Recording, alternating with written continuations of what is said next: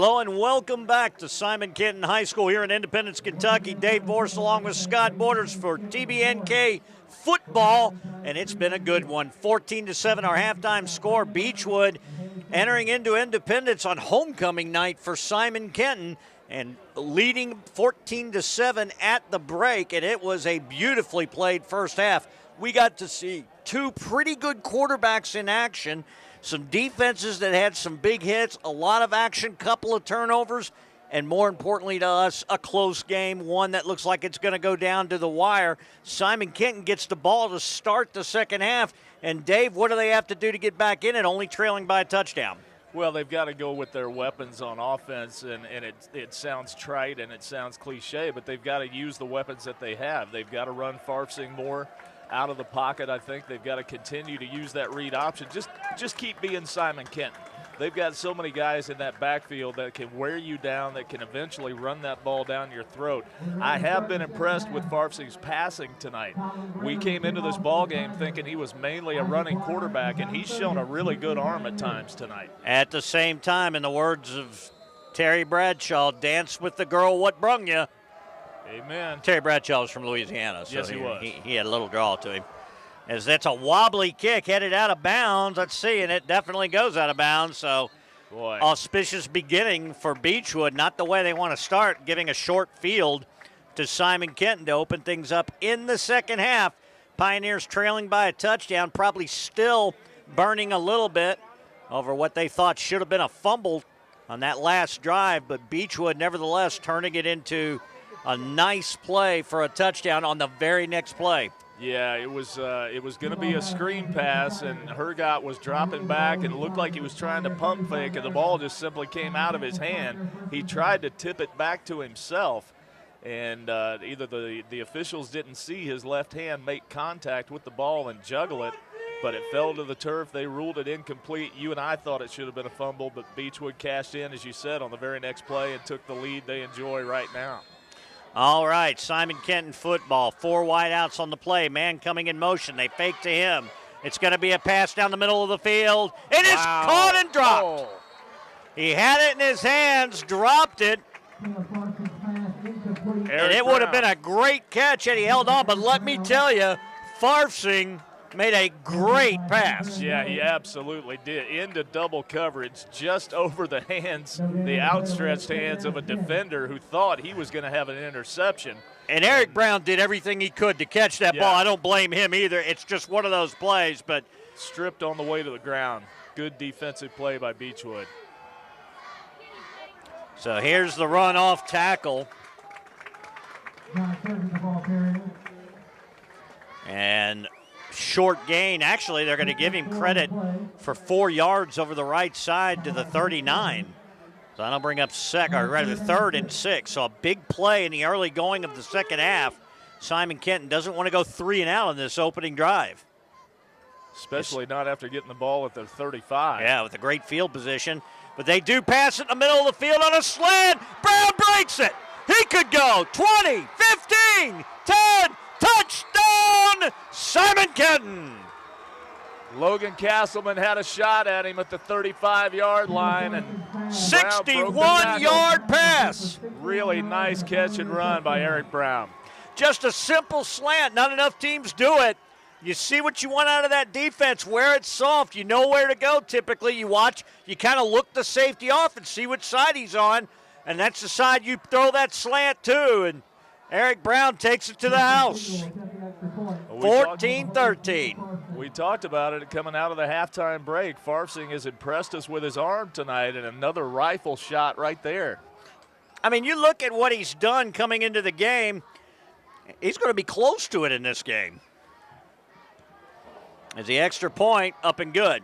Wow, good job by Farfsing to now, get in the fairness, snap he's 598 yards coming into the games. You're not going to get that in a game. But what we're saying, it's a team who really only averages about 100 yards a game passing the ball. So it's not one that goes to the air a lot. And now they're feeling like, hey, we need to get into this game a little bit. And they give an answer to that late touchdown in the first half by Beechwood and score on their first drive on their 4th play of the second half. And even this score, 14-14, I was talking at halftime, I still like Simon Kenton to win this game, but I tell you, it's going to take some drives like that. Yeah, it's certainly going to. You got to like them on their home field, on homecoming. You figure that maybe they're just a little bit deeper than Beechwood is. We'll see here late in the third quarter and into the fourth quarter. But thus far, Beechwood has given them more of a game than maybe they thought they would coming in. Beechwood's been flirting with some big returns in this game, as so far Simon Kenton has not been able to kick the ball any kind of a distance to prevent a return. And now they kick it into the ground, and one of the out men gets it. And I think that's what you do if you're a little worried about that return game. Now you're still going to give away pretty good field position, but you're not going to give away the score. Yeah, they wanted to keep that one out of Jake Sharon's hands, number 7. He's burned them for a couple of big returns tonight. So a good idea to pull off the squib kick there, but Beechwood still with excellent field position at their own 36. So Beechwood will start off 11:07, not even a minute played into the second half, and they watch their lead disappear, so it's back to an even score. This game has been even most of the time. Handoff from the pistol set, goes right up the middle to Castleman, and another good gain on first down. Yeah, and then we talk about Beechwood being the passing team. They sure get a lot of yardage running the ball on first down. Yeah, they certainly do. You can really see Castleman just as soon as he saw the hole, he turned on the jets, and he covered 4 or 5 yards as quick as anybody you'll see in Northern Kentucky high school football. He just planted his foot, and off he went. All right, so off the right tackle and just keeps his feet moving, and Castleman for the first down. And again, just the way he runs, he keeps his feet chopping, he stays low to the ground. Nobody's getting a real square shot on him. And he's able to fight his way for the first down. Nice run again by Castleman. All right, so first down. They keep this drive alive from their own 47-yard line. Shotgun formation, 3 wideouts on the set. Castleman in the backfield. Jet sweep to the near side. Sharon. And that Sharon flag is already down as he does get the corner in the first down initially, but I have a feeling this is coming back as well. Yeah, Beechwood already knows it. They're already backing up. We know where that flag is thrown, and folks, you can tell at home. You see the white hat throw it in the backfield, that's going to be a hold. Coaching them up down here on the sidelines in front of the SK bench. Bryson Purnell getting a little instruction from one of the SK assistants. Boy, you think they're not into this ball game? No, and I tell you, this has been close enough for Simon Kenton. And we did a game last year in the Highlands game where they were out of the game. Fourth quarter, it was ending, and they came up with 3 quick scores to come away with the sneaky victory over Highlands last year. And again, goes to the kind of game that Jeff Marksberry is capable of coaching, and the kind of persistence this team has. So they've already looked different here in the second half. And now you're behind the chains if you're Beechwood to the tune of about 22 yards. Steps up into the pocket, rolling to his right, being chased, and he just throws it away wisely. So Hergott learning from a past mistake right there. You don't want to try to thread that needle. Just throw it out of bounds, young man, and that's exactly what he did. Very smart play by the sophomore right there. You try to fire that one into your receiver, and that's a guaranteed pick 6 going the other way. That defender is too close. Well, you've already eliminated the left side of the field. You're basically telling everybody there's one option you have to go to. So, you got to get rid of the ball at that point. Yeah, very heady play. Live to fight again on second down. First and second and scoreboard is saying 10, but it looks more like 20 to 22. About 22, I think. They have to get to the 43-yard line of Simon Kenton. So he steps up in the pocket, but it still collapses around him, and Simon Kenton gets to him. And the problem is you got to give him enough time to get those receivers downfield, but you're just not getting – that's just not enough of a pushback from the offensive line of Beechwood to stop the surge of Simon Kenton, and they actually lost more yardage on the play. So they're down to their own 35. Yeah, J.J. Courtney and Vuk Slovic share the sack that time. They had a Hergot sandwich. All right, so empty backfield. You can bet they're going to come on this play, and they do. And he just avoids everybody, so now they're going to have to come and get him. Out across midfield and out of bounds. Boy, he was close enough to the first down, and he kept running. He could have gotten it. Now, keep in mind, in high school, there's no marker on the opposite side of the field. He had no idea where the first down was. No clue. He's on the complete opposite side of the field. As you said, there's no marker over here. He's 3 yards short. Had he dove, had he stretched out, had he made one cut, he might have gotten it. It looked like he could have gotten it. And I'm not blaming the young man. That's just one of those quirks in Kentucky. You only have yard markers on one side of the field, and so there needs to be communication. Well, they came out in punt formation, and Hergot went off the field. But what's interesting is a timeout taken this time. Simon Kenton says, you ain't catching us again. Yeah. And I think this is where Coach Marksberry says, look, you run it like they're going to run a play. That's your defense. At this point, maybe you have somebody back because you can plan on it a little better here, but maybe you don't. The key is just not letting them get a first down here. Yeah, I think Coach Marksberry wanted to remind his team exactly how well executed that fake punt was in the first half by Beechwood. And in a tie game, shame on me. And in a tie game, you like to keep those timeouts, but you know, he understands the significance of this play right here. They made it to the middle of the field. Now you've got them in a situation where you can get the ball back. It's an important play right now. Simon Kenton has the momentum here at the beginning of the second half. 8:59 to play, third quarter. Big John Sargent back to receive at his own 12-yard line. So let's see what they do. So it looks like a punt formation. They snapped it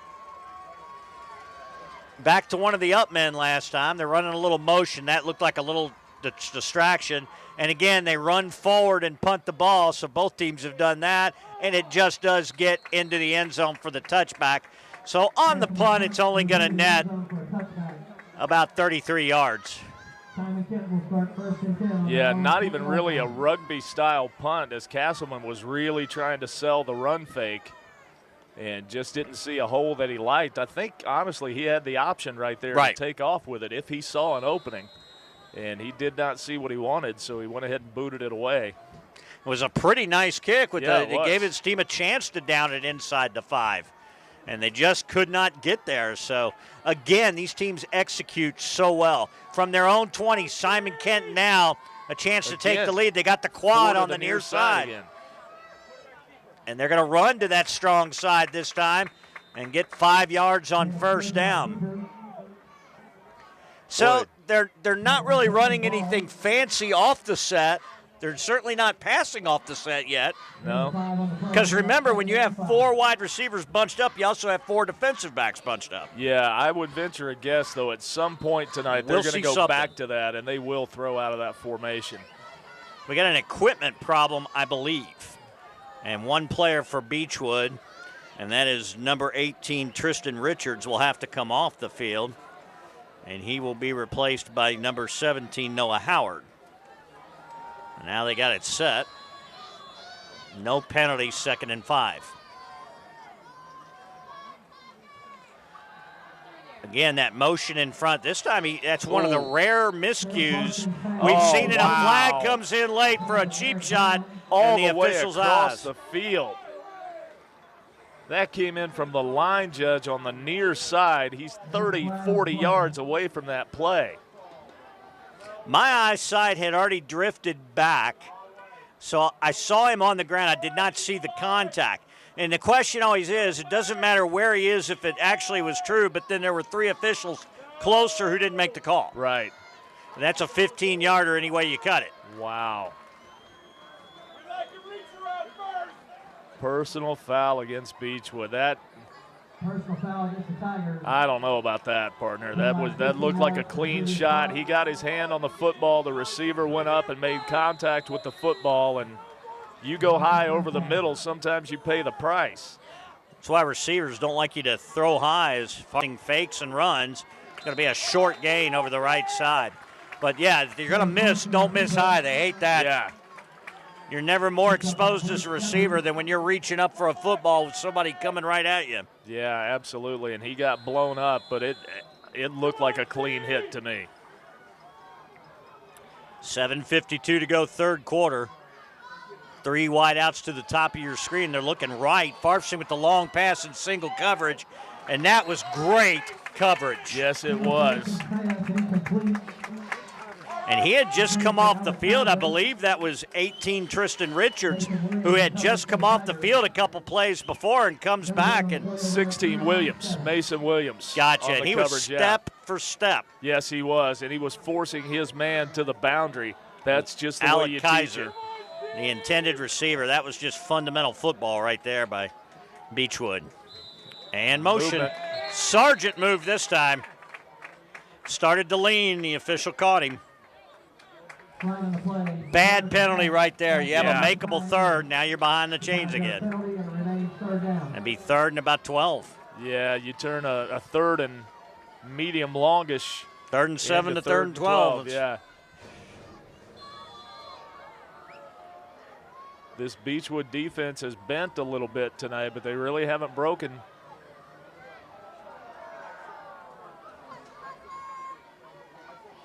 They fake the handoff, looking to the left side, and 2 receivers fall. Oh, boy. And a sure interception goes right through the hands of 2 Beechwood defenders, and I mean, it should have been an interception. It was Sharon and Castleman, I believe, who had the shot at it. Sharon got his hands on it first and then deflected it toward Castleman. He's unable to come up with it. Those were 2, that's a deep cross if it was a cross. I'm wondering if those 2 receivers, one of them had the wrong route because they were awfully close together, weren't they? And they tripped. I mean, that's what happened. A low snap. They barely get it away. That's a good high kick. Beautiful punt. And a tackle right as he gets it. I mean, no chance to return that at all. No, Mason Williams taking a shot right there. Nice defense, a nice punt coverage, I should say, by Zach Canis, number 45 for SK.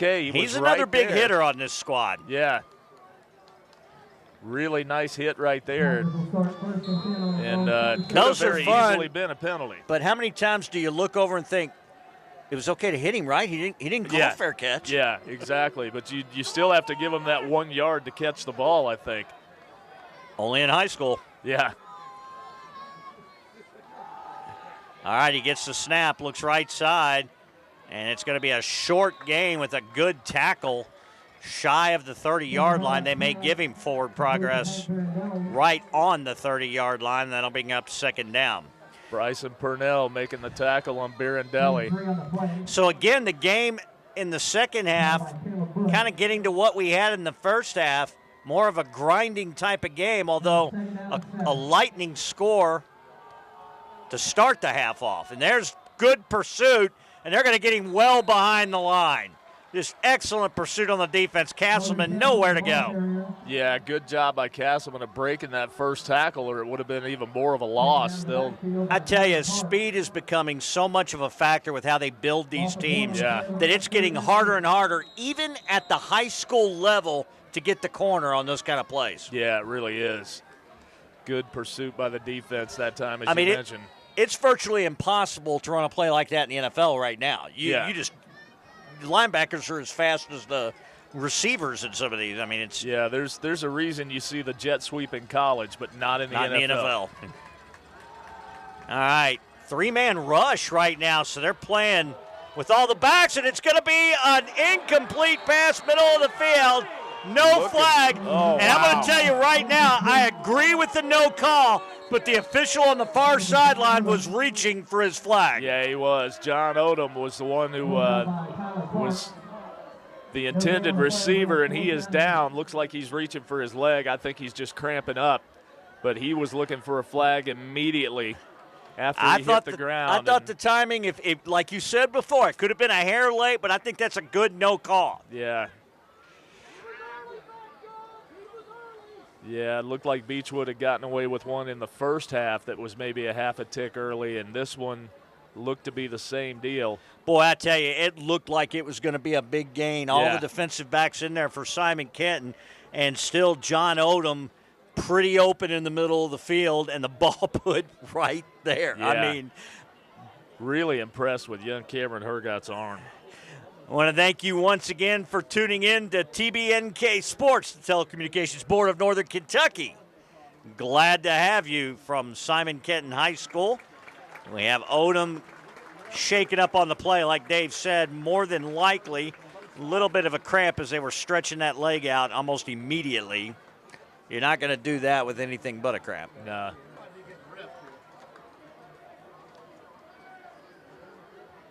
Walking off slowly and gingerly because. Well, after all that it's going to be 4th down and 8.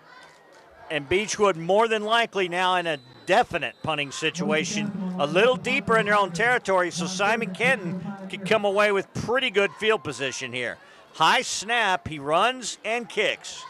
That's just different. And a fair catch is called for, and the ball dropped.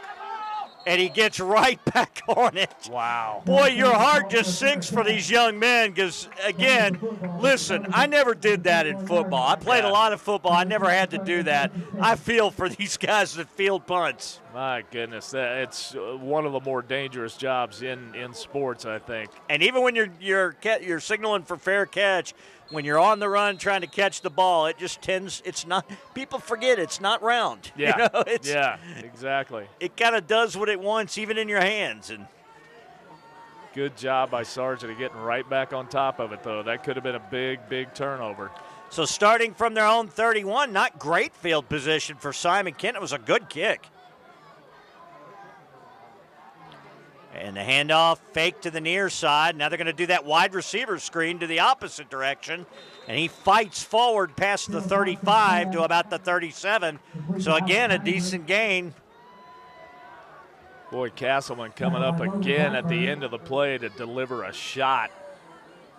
They've run that little read option wide receiver screen several times tonight. That's a good-looking fellow up there. Here's the roll to his left, a wobbly pass, and he had the receiver. Boy, he was open and got his hands on it. Looking for Mulberry again. And I'm telling you, he was there, the ball a little high and a little wobbly. But again, they used to teach us, you get your hands on the ball, you got to catch it. Yeah. And that will bring up a third, but a makeable third down. The handoff goes inside. The defense was there, and it will be short of a first down. So another 4th down situation from the 39. It looks like Marksberry's not even thinking about it. He's going to send a punt unit on. Yeah, good job by the Beechwood defense that time. They read it all the way. Duncan Baugh there to help bring Sargent down to the ground. 2 yards shy of the first down. And Simon Kenton has burned their second time out of the half. So now you're thinking about going for it here, I think. Yeah, they're going to talk it over anyway. We'll see. Burning valuable timeouts here early in the second half. Still got 5 minutes to go in the third quarter. Just one timeout left, so Coach Marksberry banking on this possibly being a very important drive. Now, we also don't know if there was a personnel issue. That can oftentimes force a timeout that you weren't expecting to have to burn. As they come back out on the field, that was a quick respite. They look like they're coming out to kick the punt. So maybe that's what it was. He had a personnel issue. It could have very well been. Either way, it's a timeout you're not going to get back. Seth Rosenhagen, number 69. He is their place kicker and punter. 4 ticks over 5 minutes left to play third quarter. 14-14 our score. Good snap. Kick is high and straight out of bounds. Nope, it actually lands inbounds and is down, but probably shouldn't have been. It had a chance to roll by the punter. Popped that one straight up in the air, and Farfson came down and downed it just inside Beechwood territory. Well, I don't. Was he the one that punted the ball at that time? No, okay. no, it was Rosen. Davis corrected me. I thought for a moment if the punter actually went down and fielded his own ball. No, Rosenhagen just sent one up the elevator shaft. He mishit that one completely. All right, so close to midfield from their own 49. Man in motion. It's a keeper, and there's a big hole up the middle. An 11-yard gain on first down. Beechwood on the move. Nice run. After all of that, they end up kicking the ball, and what had been pretty good kicking games for both these squads, we see our first flubbed punt of the game, and it results in great field position, and Beechwood takes advantage with the big gain on first down. We're under 5 minutes, approaching 4.5 left in the third. 3 wideouts on the play, shotgun formation for Hergott. Blitz showing up the middle. They're going to play with the jet sweep, and that defensive pressure up the middle is going to catch him for a big loss. Guess who? Bryson Purnell. Well, you could tell he was on a stun of some kind. He was moving and ready to go, and it ends up being marked back on the 44-yard line of Simon Kenton, but 2nd and 15. Yeah, Beechwood has been flirting with that jet sweep all night long, but they faked it every time until that handoff to Sharon right there, and SK stayed at home and read it all the way. One of the few times Noel Rash has dialed up the wrong play.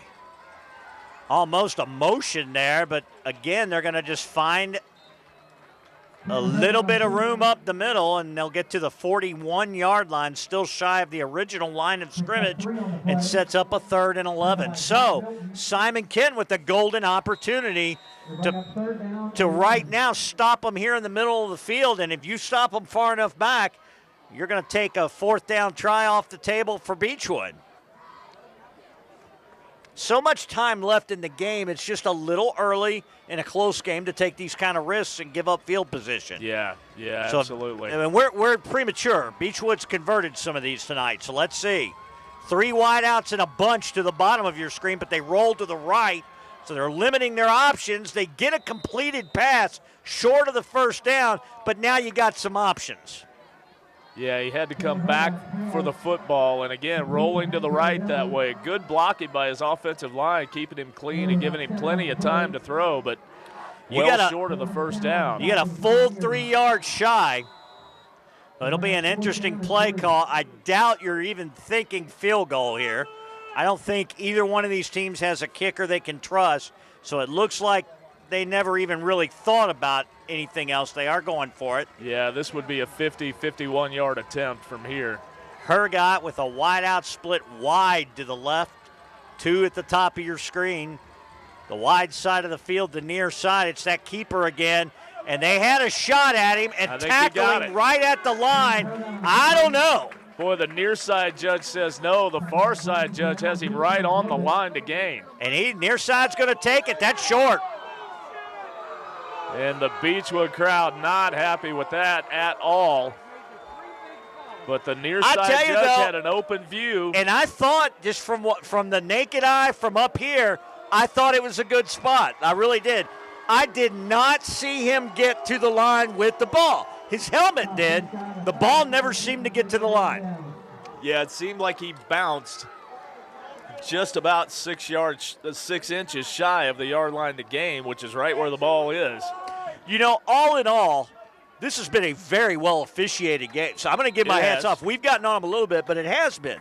Right there, I never see the ball get to the line from my vantage point. Looked like he bounced just shy of it. There have been a couple of questionable calls, but they've gone against each team. It seems like it's been very fairly officiated. All right, here we go. Shotgun formation. 2 wideouts to the near side. Sargent up the middle, breaks through. I don't see how he got through that curtain of white jersey defenders, but he did, and picks up about 6 on first down. Another tough run by Sargent. Get him 7. Sargent's the guy that'll go out and get you the dirty yards. 2nd and 3. Man coming in motion. They're going to run their own double reverse. Back to the quarterback. He's going to throw it in the middle of the field to Kaiser. Intercepted. Logan Castleman, but let's check the flag back here. Boy, Beechwood wasn't fooled from the beginning. Now, there is a flag. Chances are that's going to be on the offense. I think this is going to be Beechwood football.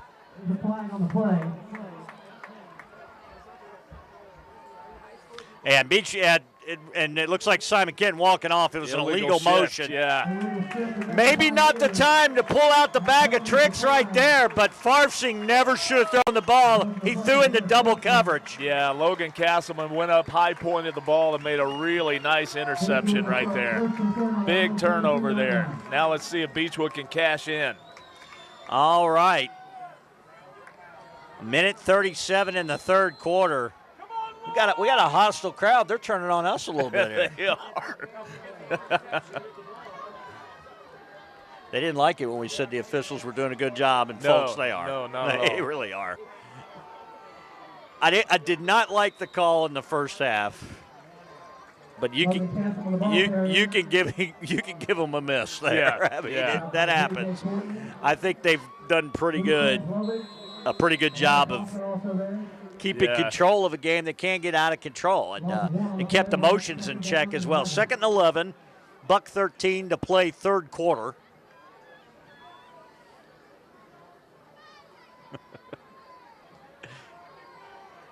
Producer Jason Duda says it's only a matter of time till the crowd turns on us.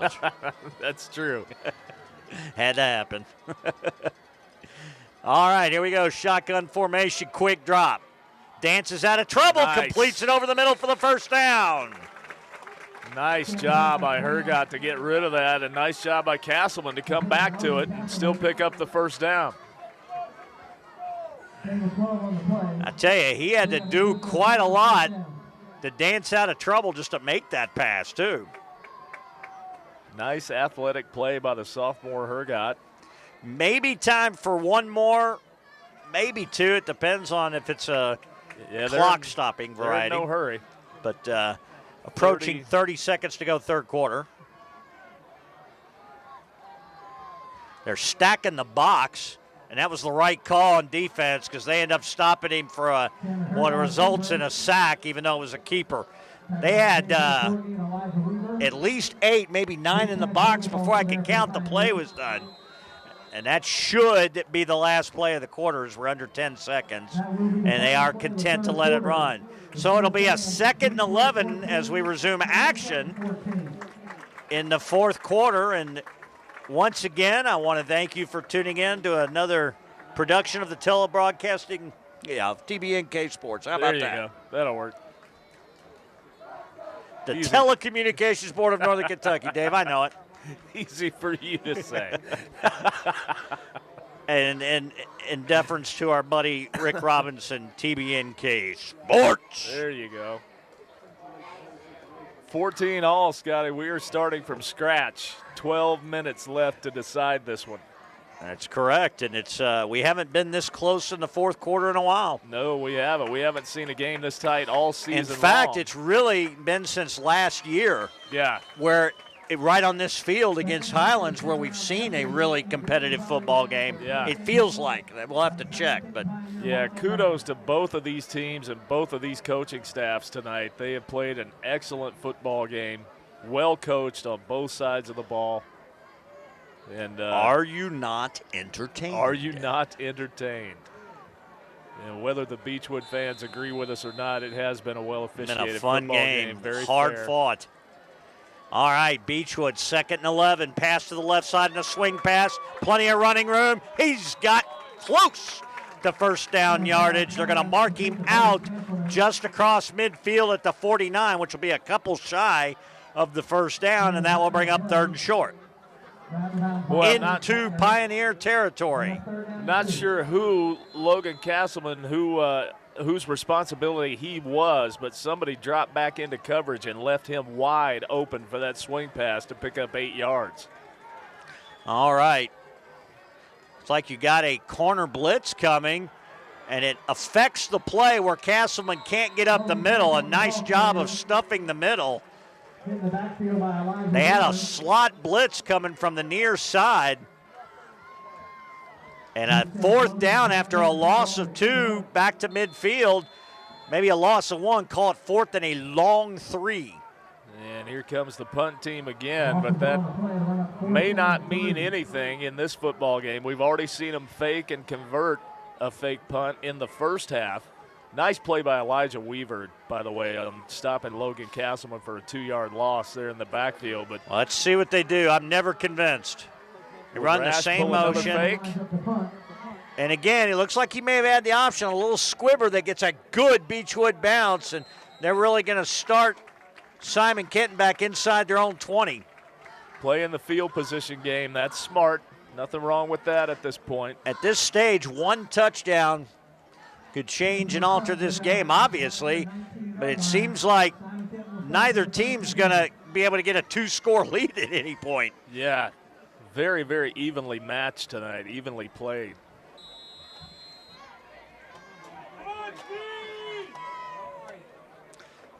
Beechwood defense looking to the far sideline for their signals. SK huddling on the near sideline to get their play. Here we go now. 3 wideouts to the top of your screen. That's the wide side of the field. Shotgun formation. They fake the handoff to Sargent. Now he's got a man wide open and floats the ball. Picked off. And folks, I'm not kidding. He was wide open. That ball was so soft. Farfsing had nothing on it that it allowed the Beechwood defender to run up and pick it off. Hank Birondelli comes from out of nowhere to cut in front of Eric Brown and pick that one off. What a great play. Beechwood inside SK territory at the 44. Big, big turnover right there. You put anything on that football and you might have 6. Yeah, he was that far open. You're not kidding. But the ball just hung up, and Birondelli, to his credit, never gave up on the play. Showing blitz. And they hand it off up the middle. They get through. Castleman for a 9-yard gain. Touchdown saving tackle by Isaac Blyer, number 23.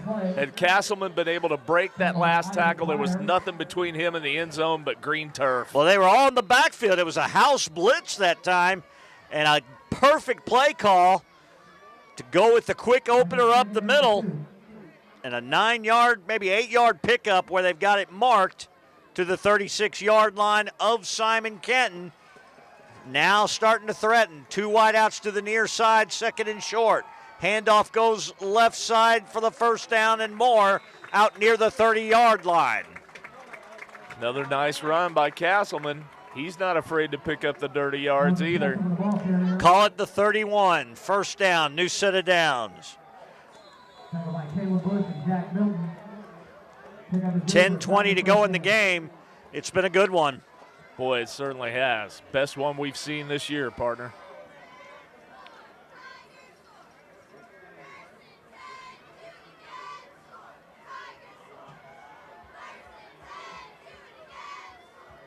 All right, I formation. 2 wideouts to the near side. They fake the run. It's a play fake. Purnell wasn't fooled. It had a man wide open, but had no time to see him as Purnell was in his face right now. Bryce the and crowd Purnell all jumped up. They're pointing. Bryce and Purnell bearing down on him. Good job by Hergott to just get none rid of these that people one. in the stands had to have that big linebacker coming in their face, that's for sure.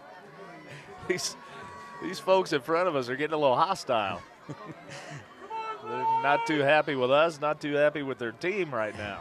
From the 31. 9:55 to go in the game. 4 wideouts on the play. Trips to the near side. Swing pass to the opposite side. Wow. That's a first down and move. more as he steps out of bounds. It looks like just shy of the marker. Hard to tell on that far side, but a 9-yard pickup. They'll bring up 3rd and a yard. Really nice move by Castleman there. He just juked one of the defenders, and again, somebody dropped back into coverage and left him wide open for that little wheel route. And again, another pickup of 9 yards. An injured player on the field, which is why we have an official's timeout. Clock stops with 9:48, and so another cramp issue. 3 more yards to be in the red zone, 1 more to get the first down. Beechwood cautiously and methodically moving the ball right now. I'm looking. I can't see who that is. It's not Castleman. I thought it might be him, but he is up. But again, it's pretty much the indicator. Yeah. When you see him stretching that leg out, that it's a leg cramp, and we don't belittle that at all. No, that hurts. That flat out hurts. That typically, they're not going to do that if they think it's any other kind of Odom injury. again. It was Odom having some cramping and he's issues had tonight. that issue already, and that's just probably at this point in the game just some dehydration. Yeah, and quite honestly, it's too late now. If you don't have the fluids in your system now, you can drink a bucket of Gatorade over there, and it's not going to help you. You're going to continue to cramp. Your body just can't absorb it that quickly. That's why you got to start hydrating the morning of the game. We are well over the midpoint of the season. It really has been hot most of the games. They start football in Kentucky so early now. Yeah, middle of August. Keeper for the first down, and he gets into the red zone. Nicely executed. I love when a coach does that, and you don't see enough do it in high school. Get up to the line, under center, and snap the ball. You don't think, you don't hesitate, and normally you can get a surge of a couple of yards. Yep. And they definitely did there. First down at the 19 for Beechwood, knocking at the door in the red zone. They have yet to score here in the second half, up 14-7 at the break. Handoff left side, and he breaks open. Wrestled down inside the 10 to about the 5. Another touchdown-saving tackle by Isaac Blyer. That's twice on this drive that he has stopped Logan Castleman from taking one to the house. Looks like they're marking it at about the 7. So it'll be first and goal from the 7, 9:20 to go. Right now, Beechwood threatening here to take the lead at homecoming at Simon Kenton. Wideouts spread far to the right side, I formation. Handed off again, that might go, touchdown! What a great run by Castleman. Faked it to the inside, bounces out around the edge, and then dives for the pylon. Logan Castleman have a night. They spread 2 wideouts as far as you could go on the right side, the wide side of the field, and then went the opposite way out of the eye for the touchdown. 7-yard touchdown run for Castleman, 20-14, Beechwood with the lead. Big extra point here.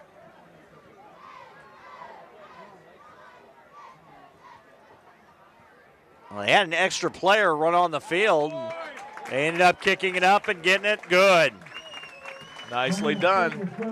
So Simon Kenton finds themselves behind for the second time in the game, trailing 21-14 in the fourth quarter. And since the opening drive where they scored the touchdown, they haven't been able to do much on offense since then. Yeah, Beechwood seems to have found some kind of answers defensively, and Simon Kenton, although they have shown some impressive weaponry tonight. It's 2 key turnovers, 2 interceptions have really made the difference and swung the momentum. Simon Kenton had it after scoring in the third quarter, but turning the ball over a couple of times hasn't helped, and now they're needing to come back and get a score here to tie the game up.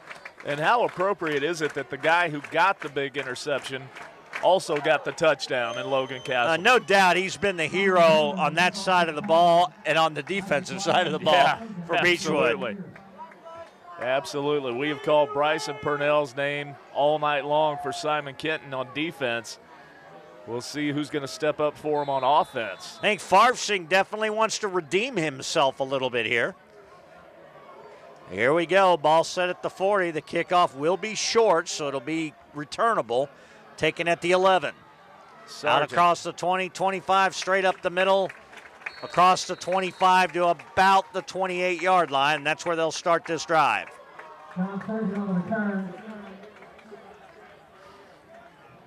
8 ticks over 9 minutes to play.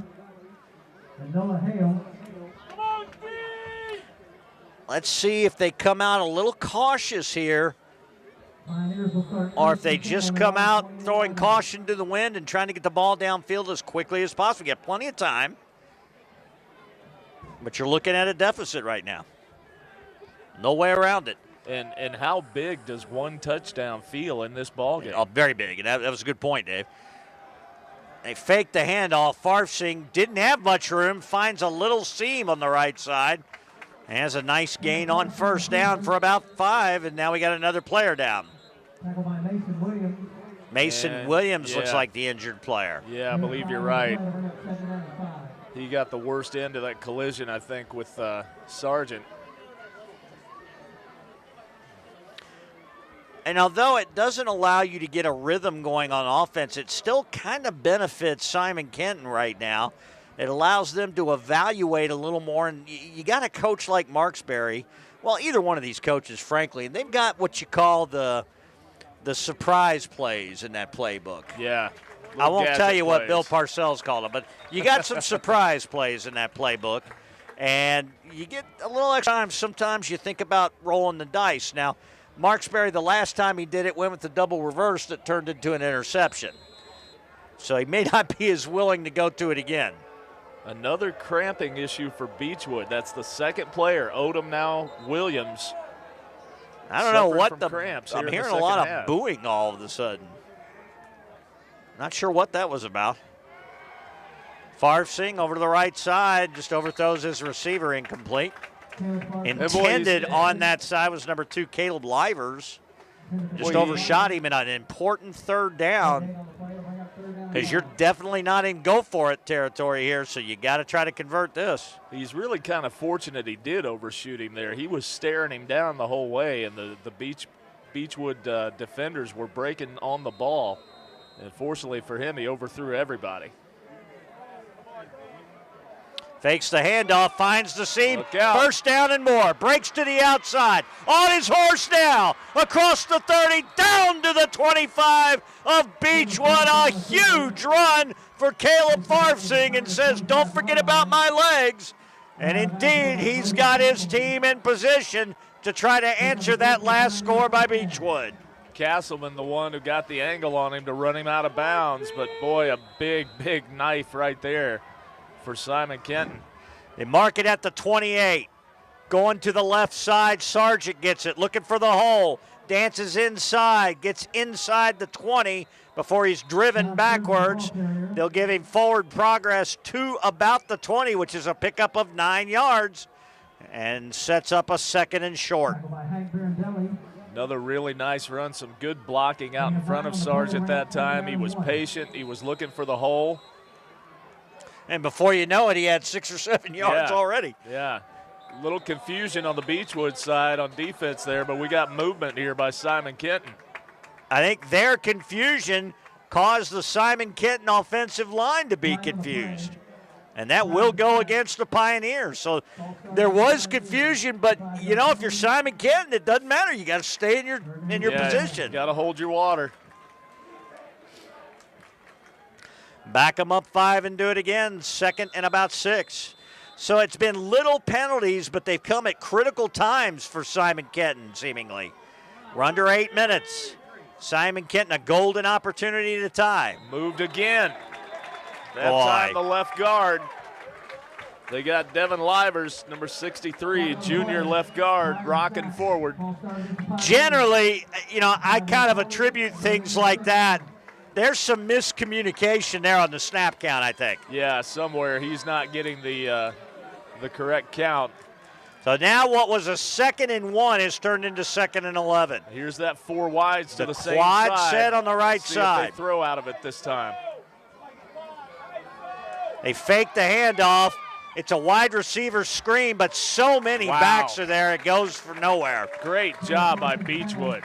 Well, and again, I don't know how much of a fan I am of the set, because all you've done is bring 4 defensive backs in the area you're going to throw. And it was a slow developing play. Correct. It took a long time for that to develop. Well, quickly they're right back at it. 3 receivers in trips formation to the wide side.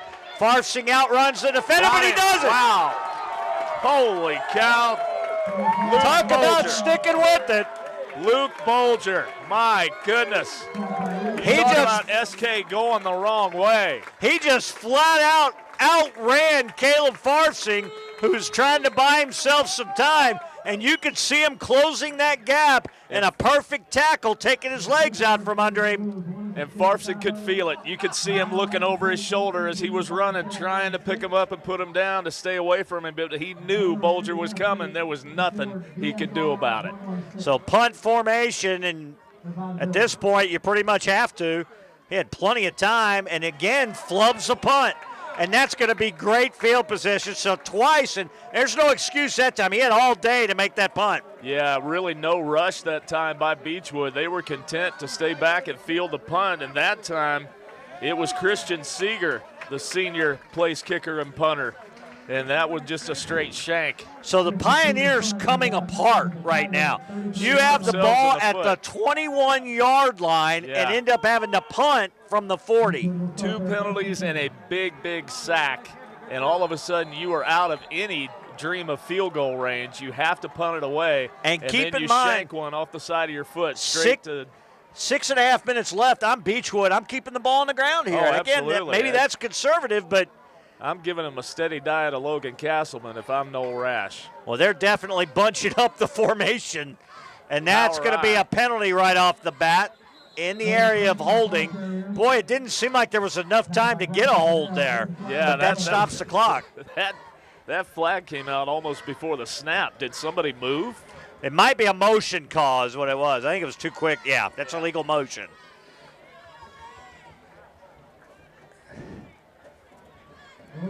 So that'll back the ball up for Beechwood and, more importantly, stop the clock. Right now, it's not that Simon Kenton is in any kind of desperation, but you only have one timeout. Right. Beechwood can really burn a lot of time off the clock. Right, and the clock running on the whistle, so it is down to 6:12 and counting. And they're going to pass it anyway and take the sack. And another flag, and that probably is a hold. Yeah, I would say so. And here you might just decline it. Hergot faked it to his left, pump fake that way, and all of a sudden the rush was on him. Let's see what they do here. There's arguments to be made both ways. No, chop block. Second chop block. That's a 15-yarder. No, they do decline it. I think that's a 15-yarder, though. So that could have been dropping them way back, but instead they'll take the result of the play, which was a sack anyway. Yeah. And now you're looking at 2nd and 20. So Beechwood now going the wrong way. Yeah, back them up and take the down as opposed to taking the penalty and giving them first down again. Well, you don't, you keep giving them downs, you give them more time to burn. Yeah, absolutely. So, again, looking, had time. Now he'll just take a sliding sack. I don't think he got back to the line of scrimmage, but yeah, they actually backed him up a yard, so a sliding sack right there. Good job that time by Caleb Bush, I believe it was, number 25, who kind of drifted out into the flat, covering Logan Castleman on that wheel route that Beechwood has hit a couple of times for big yards. But Hergot looked like he wanted to go that way, but Bush was there. That wasn't overly cautious. It just really took away the option. Yeah. I agree with you. Yeah. All right, now the handoff up the middle. And he just broke it. Let's see if he can get through the middle and gets back past the original line of scrimmage, but it will bring up 4th down to the 35. So a good run, but not near enough. And on 4th down, I don't think you could have expected any better if you're Simon Kenton. And now the clock stops with an injury. And Castleman down with a cramp. Boy, Beechwood cramping up big time here in the second quarter. Well, keep in mind, second half, pardon me. The majority of the Beechwood players go both ways, while you have a lot of just offensive, just defensive players on the other side of the ball. We talked about it earlier. Simon Kenton's depth was going to play a part in this ball game here late in the third and on into the fourth quarter. And we may be seeing the effects of that right now. You're seeing guys dropping like flies with cramps from Beechwood. And again, at this point, when you've got the cramp, it doesn't matter how many fluids you get into your body. They can't absorb fast enough. That cramp is going to be with you the rest of the night. That's why you've got to start hydrating the night before the morning of the game and make sure that you're overloaded. I'm also going to be the one to say it. Our crew's not going to like it, but this game has an overtime type of feel to it. It kind of does. It kind of does. It would only be fitting. As many blowouts as we've had this year. The crew doesn't like that idea. They don't like that at all. They're in agreement with these Beechwood fans in front of us here. They don't like you a bit. Me, they're fine with. But I tell you, he has literally played just about every down of this game. Yeah, I can't remember too many times he's been off the field. It's even been in special amazing. teams. He's done it all. He really is the do-it-all kid for Beechwood, and you hate to see him go down with anything, even a cramp, which obviously is an injury that you come back from very, very quickly. But you hate to see him go out even for a play. You just don't see that very often anymore. Sometimes at the smaller schools you don't have any choice. You've got to go both ways, but you rarely see guys stay on the field as much as he does. Well, the benefit to punting this way, and they do that rugby-style kick, and he is going to return. I was going to say, you don't have many blockers. He might break it. One man will get him at the end, but wow. He danced through the middle of the field, and Simon Kenton right back in business. Gage Dollenmeyer with the touchdown-saving tackle as he almost outkicked his coverage right there. It was a line drive, and the Beechwood defenders just overran the play. I said they had him. Yeah, you know, they were all around him. Just missed tackles right there at the initial play. All right, ball at the 40. Excuse me, ball at the 37-yard line. Trips to the near side. Shotgun, fake it to Sargent. Pass wide open, and he doesn't get the ball. The same official. The same official. That's twice now that he's gotten Beechwood. But, and Dave, I'm going to say it, he drops down and takes a hit on a defenseless receiver, and that right there is what every level of football is coming down on. They're trying to eliminate. He dropped his head. He dropped his shoulder. Now, granted, he hit him with the shoulder, but he dropped his head, and that's what they're going to call. And it's, I mean, you're not going to, the crowd's not going to like it on our side.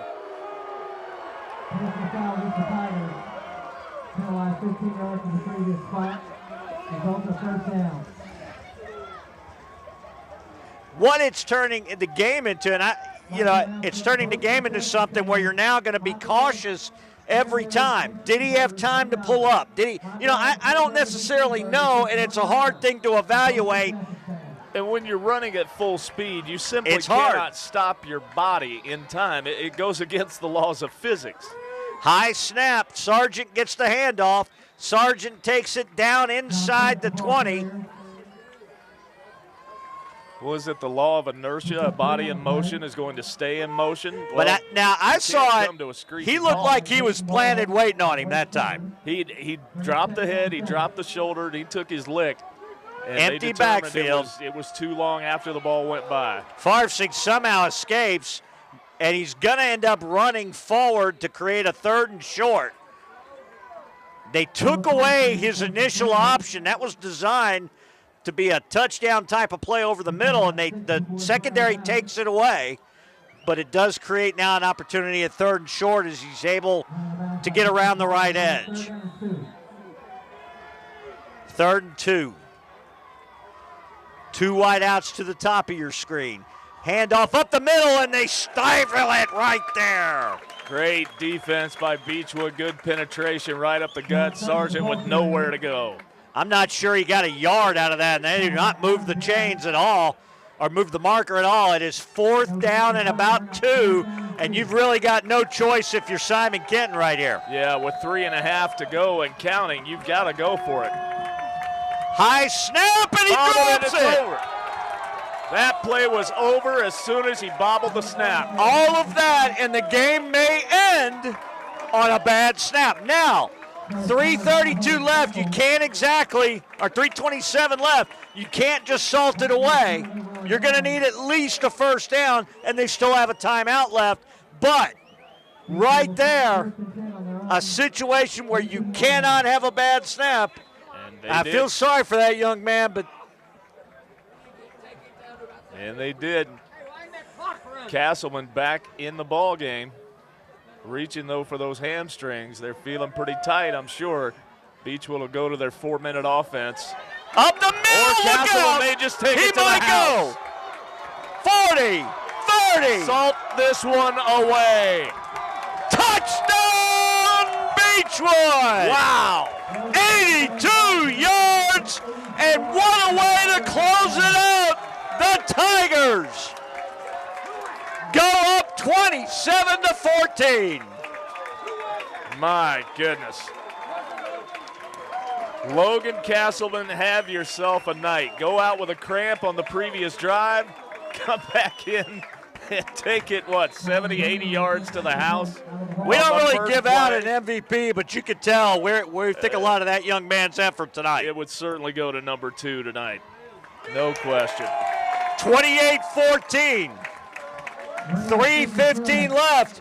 Now let me be the first to say, don't go anywhere. Yeah. This is a situation that this team was in about this time of year last year against Highlands. That's true. And they came back and won. Now, it's tough. Beechwood just has to be smart here. You can't just give them the field. Yeah. You still play defense. With this game, though, has a little bit different feel than that Highlands game last year. We talked about it a minute ago. How big did that one touchdown lead feel? Well, now, with It's only huge. 3:15 to go and one timeout, a 2-touchdown lead almost feels insurmountable. Well, they pulled the homecoming miracle off last year. Do they have it in them again? Down 2 touchdowns with 3:15 to play. And right now, what you're doing if you're Jeff Marksberry is you take what the defense gives you, which will probably be the underneath stuff. You take it all the way down the field, you burn the clock, you don't have any choice.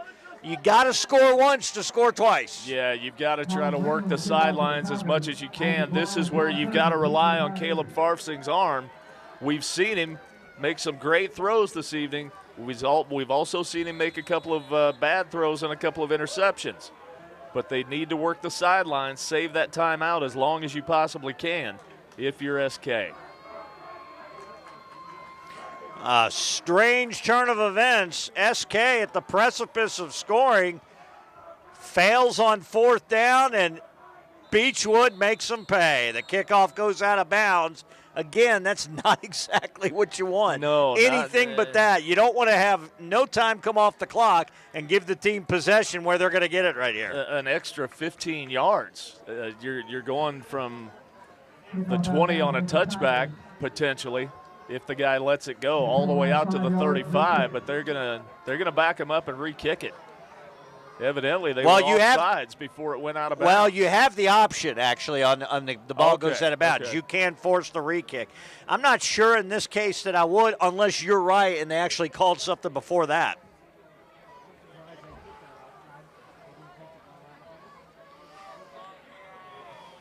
But generally what's happening is he's getting short kicks. I think Simon Kenton, either way, feels like they can return this.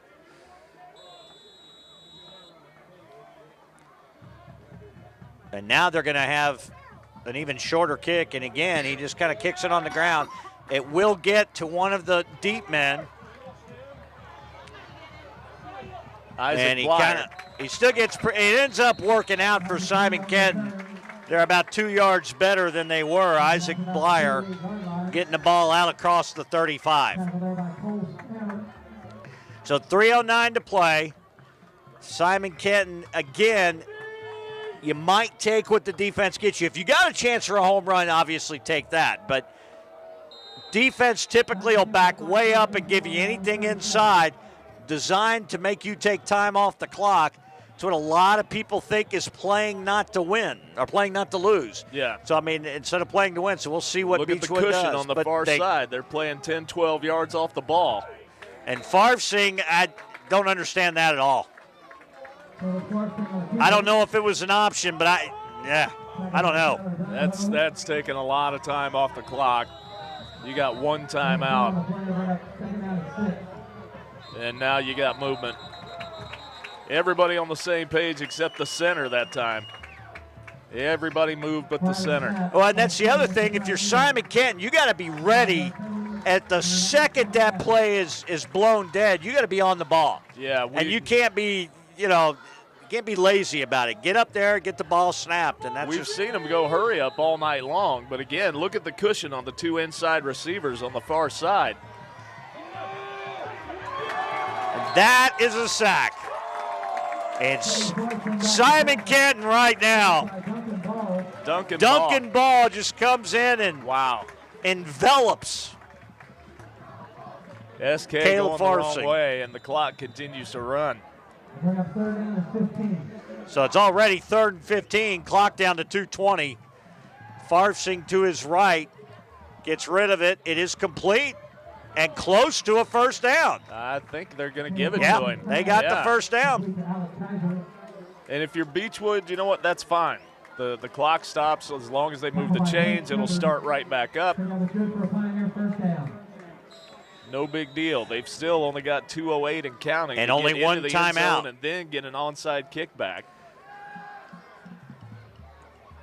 He has all the time in the world and just going to run out of bounds. Smart play that time. Great defense down the field by Beechwood. Everybody was covered. He had nowhere to go. Well, they're dropping everybody into coverage and just rushing three. Yeah. You know, we say the problem with that is you're giving the quarterback an awful lot of time, but he's also looking at a lot more defenders to have to contend with in the secondary. So, and by extending the play, he's burning a lot of time. He's inside 2 minutes now. yeah, they're just rushing three. Now, Farsing with his feet is capable of making things happen. Close to a first down, but I think they got him short. Yeah. Mark it at the 45. Clock keeps on moving. Bolger with a big tackle that time to keep him in bounds and keep the clock running. And they're going to be inside 90 seconds when they snap this next one, 1:28 and counting. All right, to his right. Passes back left to Sargent, who's going to have the first down. And more! Look out! He breaks free and gets tackled inside the 20. He had to slow down to juke the open field tackler, and that allowed some other white jerseys to get there. Close to breaking that one as the clock stops while they move the chains. They're in the red zone. And guess who was in on that tackle? Cameron Hergott, the quarterback who's played such a great game for Beechwood tonight. All right, clock is stopped now, and I didn't see who took the timeout. I believe Beechwood did. Getting the signal, It's going to be Beechwood's first time out of the second half. A bit of a break, but, and you say, why in the world would you take the time out there? They're a little on their heels right now, and once they're in the red zone, this does change your defense a little bit. Yeah, absolutely. You've got 73 seconds. SK has one timeout. If you can find a way to keep them out of the end zone here, but even if they do score, if you can make them burn as much clock, use as many downs right here inside the 20-yard line as possible and eat up enough of that clock, it doesn't matter if they score because then they've got to get an onside kickback and they still have to have enough time then to take one or two plays and a shot at the end zone. Something we saw them do last year. Yes. Just by the record. We did. They pulled it off. Don't forget, TBNK Sports Game of the Week next week will be at Newport Central Catholic, where Holy Cross comes across the Licking River to play the Thoroughbreds at Newport Stadium. $1:13 left to play in the game. 3 wideouts to the top, 1 to the left. Sargent back there blocking with Farsing. It's going to be a 4-man rush this time. They fake the pitch, man, wide open, touchdown. Wow, pretty play. Well executed, pretty play. He drew that one up at the timeout. I have no doubt. That's one of those, again, Marksberry's got in his pocket, and he's saying, come on, guys, this is what we're running.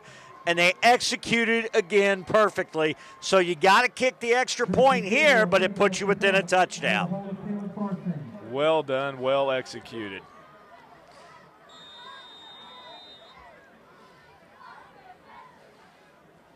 And I don't know, partner. Would you even think about going for 2 here? No. Not even crossed my mind here. Now, you don't want to be chasing points. I think you take what you're given. That's always the rule of thumb is to take what you're given. If they play off, you pass inside. If they rush 3 like they were doing, you have your quarterback go for 15-yard runs. I mean, you take what the defense is going to allow you to have until you get close enough to strike. Now, some of the bets are off because if they were to get the ball back, and this is exactly how they came back and beat Highlands, if they get the onside kick, then all bets are off. You're playing a pretty standard defense. You still don't want to get beat deep if you're Beechwood, but let's not get ahead of ourselves. just because they did it last year, you'll see now what we call the hands team. They have them in high school too. You're going to put your best hands guys to cover this onside kick. A lot of single digits, a lot of 20s and 30s out there. And you say, how do you coach it? Well, you coach it, you catch the ball as soon as you can. You don't ever let the ball go. I think they missed that so many times. Let's see. They tried it to begin the game and were unsuccessful. So clearly Seeger knows how to do it. And it will go the designated 10 yards, and it is loose. Wow, and what a knocked smart out play of bounds by Castleman. Now, I don't know what the flag is. That's the, I don't know if he saw Castleman touch it. Unless there's some kind of a hold or something.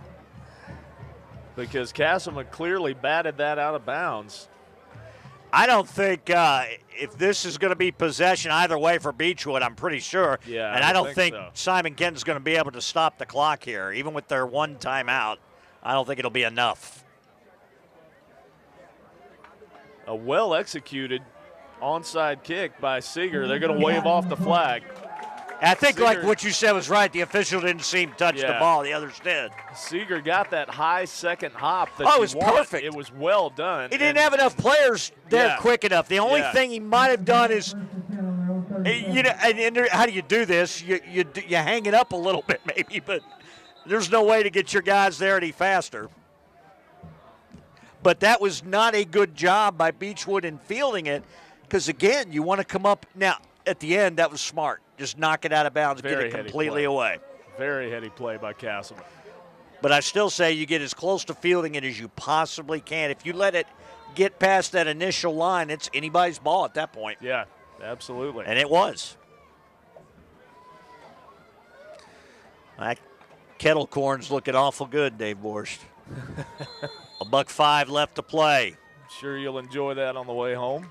Now you're telling your offense, hold on to the football. Well, they've got somebody back deep, but it's just going to be victory formation. And so you got to take your time out. Let's see. He'll let it run one time, so he'll take his time out at the last possible minute. But I think mathematically it's all moot at this point.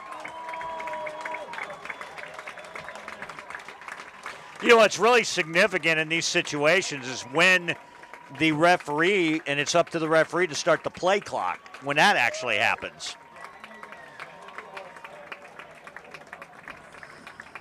He will wait as long as he can. Now you take the immediate timeout.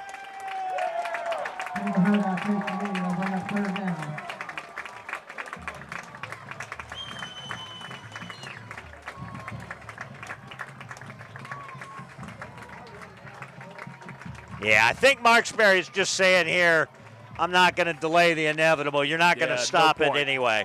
So hats off. A great game both ways.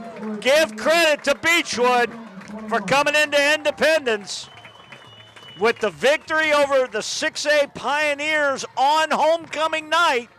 And that helps salvage their season as they get into some more 1A play. And what usually happens, they do the same thing NCC does. They're able usually to kind of coast into the rest of the season and be ready for the playoffs. And you see a lot of big things coming. The second loss of the year for Simon Kenton. They will drop to 5-2. And both these teams pick it up. It's a game against Boone County right here for Simon Kenton next week. And Beechwood gets to take on Bellevue, Ludlow, Dayton, and it'll end the season against Newport Central Catholic. For Simon Kenton, 3 games left on the schedule. The Boone County game next week. Then they play a tough Campbell County team, and they end the season against Ryle. But again, your final score here from Simon Kenton. The Pioneers 28, the Tigers 21. Reverse that. I said it backwards. Go ahead, Dave. You do it the right way. On homecoming, the Pioneers fall to visiting Beechwood 28-21. An excellent game on both sides of the football. What an entertaining game this was. I had everybody in my head telling me I was wrong there. We're going to sign off here from Simon Kenton High School for Dave Morse, Jason Dudas, and CM Brown. This is Scott Borders saying So long from Independence. We'll see you next week.